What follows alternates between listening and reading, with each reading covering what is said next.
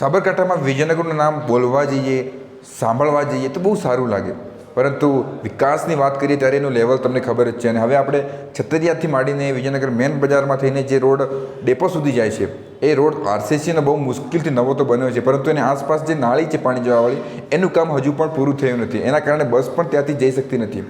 અને હવે તો એક દિવસ બસ પણ ત્યાંથી જવાની કોશિશ કરી, એનો ટાયર પણ એક પેલા ખાડામાં પડી ગયો હતો. એ કામ હજુ પણ પૂરું નથી થયું. એના કારણે કલેક્ટરને પત્ર લખવામાં આવે છે અને સીધો મુખ્યમંત્રીને પણ લિખિતમાં જાણકારી કરવામાં આવે છે.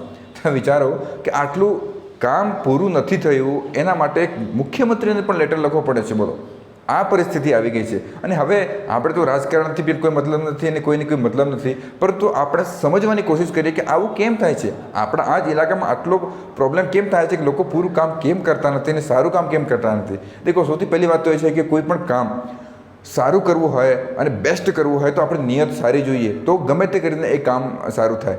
બીજી વાત એ કે કોઈ કામ કરવામાં એને નુકસાન વધુ થતું હોય, એને જેટલો ફાયદો જોઈતો હોય એટલો ફાયદો ના મળતો હોય તો એ કામ ના પણ કરે. અને બીજું કોઈ પ્રેશર કરતો હોય કે આ કામ ના કરતા તમે એમ કે તો પણ કોઈ પણ કામ ના કરે. અને કામ ન થવાના બીજા બી ઘણા બધા કારણો હોઈ શકે છે. આપણે એના પર વાત નથી કરવી, પરંતુ આપણે એ સમજવાનું છે કે આપણા ઇલાકામાં જ આટલા બધા પ્રોબ્લેમો કેમ થાય છે, કોઈ પણ કામ સારી રીતે કેમ થતું નથી. મને ભારતના ઘણા બધા બીજા શહેરોમાં, સારા શહેરોમાં જવાનો મોકો મળે છે, ત્યારે મેં ઘણા બધા બસ સ્ટેશનો, રોડ પણ જોયા છે. અને બસ સ્ટેશનો એવા બની ગયા છે જે એરપોર્ટને પણ ટક્કર મારે છે.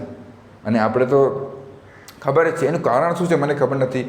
અને હવે પણ આપણે કરી પણ શું શકીએ? આપણે બસ પોતાની વેદના હું તમારી જોડે વ્યક્ત કરું છું, બીજું તો શું કરી શકીએ? આપણે કોઈની સાથે લડી પણ ના શકીએ. એટલે તમારે આ વિશે શું કહેવું છે કહી શકો છો. બાકી તો વિડીયો શેર કરવાથી તો કોઈ ફાયદો છે નહીં, તમને ખબર જ છે.